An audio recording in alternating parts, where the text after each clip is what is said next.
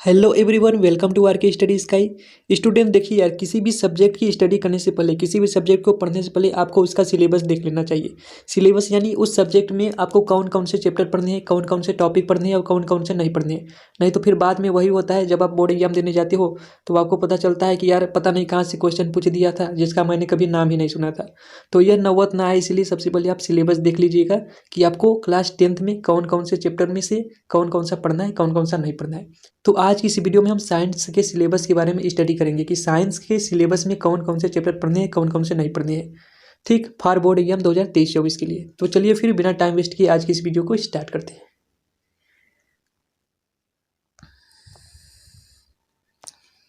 सो देखिए दोस्तों, इस बार के एग्जाम में जितने भी चैप्टर हैं आपके 16 चैप्टर हैं कुल साइंस में आपके। फिजिक्स, केमिस्ट्री और बायोलॉजी सभी को मिला करके तो 16 के 16 चैप्टर पढ़ने हैं। 1% का भी छूट नहीं दिया गया है। कोविड में आपको 30% का छूट मिल गया था, लेकिन यहाँ पर 30% तो छोड़िए, 1% का भी छूट आपको नहीं दिया गया है। आपको 16 के 16 चैप्टर पढ़ने हैं तो पढ़ने हैं। तो आइए इन सभी को एक एक करके जान लेते हैं कि सबसे पहले क्या क्या पढ़ना है। तो देखिए, सबसे पहले आपका केमिस्ट्री शुरू होता है। अगर आप एनसीईआरटी की बुक खरीदते हैं तो केमिस्ट्री शुरू होती है। केमिस्ट्री में है पहला चैप्टर रासायनिक अभिक्रिया एवं समीकरण। इसमें हम देखते हैं कि रासायनिक अभिक्रियाएं क्या होती है, उसकी समीकरण कैसे लिखते हैं। जैसे मैग्नीशियम को जलाया तो बना MgO। अब ये MgO कैसे बना, इसको हम संतुलित कैसे करेंगे, तो ये सब हम पढ़ते हैं पहले चैप्टर में। इसके बाद नेक्स्ट चैप्टर आता है आपका अम्ल, क्षारक एवं लवण। अब एसिड, क्षारक और लवण क्या होता है, ये सब हम इस चैप्टर में पढ़ेंगे। जिसका स्वाद खट्टा हो, जिसका कड़वा हो और जिसका खारा हो, उसको क्या कहते हैं, तो ये सब हम इसमें पढ़ते हैं। इसके बाद हम पढ़ते हैं धातु एवं अधातुओं के बारे में। मेटल, नॉन मेटल, इनकी फिजिकल प्रॉपर्टी क्या होती है, और इनमें करेंट भी जिसमें पास हो गया वो धातु कहलाएंगे, जैसे लोहा। ठीक। इसके बाद आता है आपका कार्बन तथा उसके यौगिक। कार्बन, देखिए कार्बन का परमाणु क्रमांक 6 होता है। अब एक कार्बन कहीं किसी से भी रिएक्शन कर सकता है। तो कार्बन और उसके कौन कौन से यौगिक होते हैं, कौन कौन से कंपाउंड बनाता है, ये सब हम इस चैप्टर में पढ़ते हैं। इसके बाद आता है तत्वों का आवर्त वर्गीकरण। आपने देखिए हाइड्रोजन से लेकर के हीलियम, लिथियम, बेरिलियम, जिंक तक आपने सभी तत्वों को याद किए होंगे। आप ये सब पिछली कक्षा में पढ़ चुके हैं। तो इस कक्षा में क्या होगा, उन्हीं सभी तत्वों में हम आवर्त वर्गीकरण करेंगे। उनका आवर्त में वर्गीकृत किया गया है, जैसे S block, P block, D block. तो किस प्रकार से उन्हें रखा गया है, ये सब हम इस चैप्टर में पढ़ते हैं। तो पहले से लेकर के 5 चैप्टर तक ये सभी रहे आपके केमिस्ट्री के चैप्टर। और इन केमिस्ट्रियों में 1% का भी छूट आपको नहीं दिया गया है। कई स्टूडेंट तो मना रहे हैं कि भैया इस बार भी 30% का छूट हो जाए तो अच्छा होगा, लेकिन नहीं, 1% का भी आपको छूट नहीं दिया गया है। आपको 100% पढ़नी है और पढ़नी है। लेकिन टेंशन मत लीजिएगा, सबकी स्टडी आपको इसी यूट्यूब चैनल पर बिल्कुल फ्री ऑफ कॉस्ट कराई जाएगी।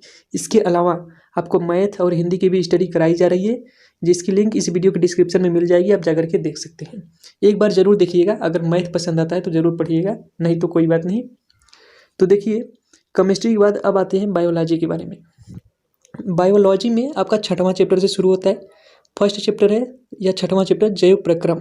इसमें हम पढ़ते हैं कि कैसे एक जीव दूसरे जीव पर डिपेंड है भोजन की तलाश में। देखिए, हम लोग भी किसी दूसरे जीव पर डिपेंड है सब्जियों की तलाश में। कुछ लोग नॉन वेज भी खाते हैं। तो क्या एक जीव को मार दिया जाए तो जो दूसरा जीव रह पाएगा, सर्वाइव कर पाएगा या नहीं कर पाएगा, तो ये सब हम इसमें पढ़ते हैं।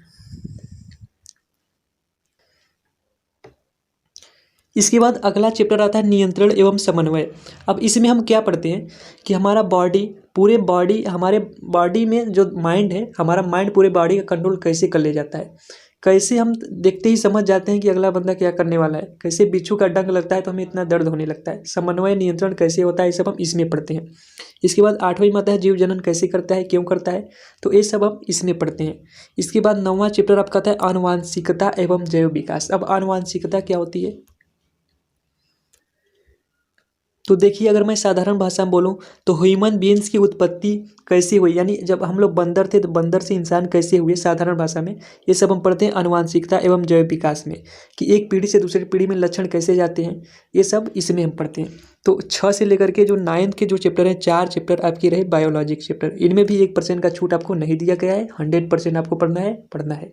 ठीक, अब आते हैं आपके फिजिक्स के बारे में। बायोलॉजी हो गया, केमिस्ट्री हो गया, फिजिक्स। फिजिक्स 10वां चैप्टर से शुरू होता है, जिसका नाम है प्रकाश का परावर्तन तथा अपवर्तन। देखिए, आपने मिरर देखा होगा, रोज फेस देखते होंगे अपना चेहरा, तो वहाँ पर प्रकाश का परावर्तन होता है और अपवर्तन कहाँ होता है भैया, अपवर्तन के लिए मैं आपको सिंपल तरीका बताता हूँ। आप किसी पेंसिल को जब आप पानी में डुबाते हो, बर्तन में किसी पानी भर लीजिए, पेंसिल डुबाइए, तो वहाँ पर देखेंगे पेंसिल थोड़ा सा टेढ़ा दिखाई देता है। उसका रीजन है पानी में प्रकाश का अपवर्तन हो रहा है। ठीक, तो प्रकाश का अपवर्तन और परावर्तन हम इसमें डिटेल में अच्छे से पढ़ेंगे। इसके बाद नेक्स्ट आता है मानव नेत्र तथा रंग बिरंगा संसार। अब मानव नेत्र देख करके बायोलॉजी मत समझ लीजिएगा, यह फिजिक्स का ही चैप्टर है। इसमें मानव नेत्र किस प्रकार से कार्य करता है और इसमें कुछ न्यूमेरिकल क्वेश्चन भी आते हैं, तो ये सब हम इसमें स्टडी करते हैं। इसके बाद देखिए अगला चैप्टर आता है विद्युत। अभी विद्युत क्या होती है, कैसे फ्लो करती है, और फ्लो करती है तो हमें दिखाई क्यों नहीं देती भैया, अगर छू ले तो झटका हमें ऊपर पहुंचा सकती है। तो विद्युत कैसे फ्लो करती है सब कुछ हम जानेंगे इस चैप्टर में। नेक्स्ट आता है विद्युत धारा के चुंबकीय प्रभाव। आपने मोटर देखा होगा, फैन का हवा लेते हैं गर्मियों में, तो विद्युत से फैन कैसे चलता है, और फिर मोटर से जो आपने जनरेटर देखे होंगे, जनरेटर से विद्युत कैसे बनती है, तो ये सब हम पढ़ेंगे 13वें चैप्टर में। ठीक, नेक्स्ट आता है ऊर्जा के स्रोत, सोर्सेस ऑफ एनर्जी। पेट्रोल कहाँ से मिला, डीजल कैसे मिला, आप लकड़ियों से भोजन बनता है, गांव में भोजन बनता है, सूर्य से हमें ऊर्जा मिलती है, तो ये सब हम पढ़ेंगे सोर्सेस ऑफ एनर्जी में, ऊर्जा के स्रोत 14वें चैप्टर में। नेक्स्ट आता है हमारा पर्यावरण। अब हमारा पर्यावरण में हम लोग क्या पढ़ते हैं, कि हमारा पर्यावरण कैसे बना है, बिन मौसम की बारिश होने लगती है, गर्मियों में बारिश होने लगती है, तो ये सब हम पढ़ते हैं हमारे पर्यावरण के बारे में। नेक्स्ट आता है प्राकृतिक संसाधनों का संपोषित प्रबंधन। अब ये संसाधन क्या होती है, जिनका उपयोग हम डेली लाइफ में करते हैं अपनी आवश्यकताओं की पूर्ति के लिए, वही सब कहलाते हैं संसाधन। तो ये सब हम पढ़ते हैं 16वें चैप्टर में। तो ये रहे आपके साइंस के फिजिक्स, केमिस्ट्री और बायोलॉजी मिलाकर के कुल 16 चैप्टर, जिसमें से आपको 1% का भी छूट नहीं दिया गया है। आपको 100% सभी चैप्टर को पढ़ने हैं, बट टेंशन की कोई ज़रूरत नहीं। हर चैप्टर की बहुत ही डिटेल में और अच्छी प्रकार से देखिए, मेरा मकसद है रटवाना नहीं, समझाना। बस एक बार ज़रूर देखिएगा, अगर समझ में आता है तो देखिए, नहीं तो कोई बात नहीं, आप जा सकते हैं। कि हर चीज़ की स्टडी आपको इसी यूट्यूब चैनल पर बिल्कुल फ्री ऑफ कॉस्ट कराई जाएगी। बस आपको कुछ नहीं करना है, चैनल को सब्सक्राइब करके बेल आइकन को प्रेस करना है, और इन सब की PDF भी आपको टेलीग्राम चैनल पर मिल जाएगी। टेलीग्राम चैनल ज्वाइन करने के लिए इस वीडियो के डिस्क्रिप्शन में लिंक दिया गया है, या फिर आप टेलीग्राम पर जाकर के RK स्टडी साइंस इसका सर्च करके भी ज्वाइन कर सकते हैं, जहाँ पर यूट्यूब पर पढ़ाए गए सभी सब्जेक्ट की PDF आपको बिल्कुल फ्री में दी जाएगी।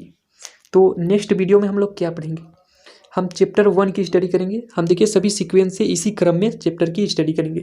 तो नेक्स्ट वीडियो हमारी चैप्टर 1 की होने वाली है, जिसका नाम है रासायनिक अभिक्रिया एवं समीकरण। और वीडियो आपको रेगुलर डेली मिलेगी, फिजिक्स, केमिस्ट्री, मैथ सबकी, और मैथ की तो स्टडी भी कराई जा रही है। अगर आप चाहें तो देख सकते हैं वीडियो जाकर के, अगर पसंद आए तो पढ़िए, नहीं तो कोई बात नहीं भैया। तो चलिए फिर मिलते हैं नेक्स्ट वीडियो में एक नए चैप्टर के साथ। तब तक के लिए जय हिंद, धन्यवाद।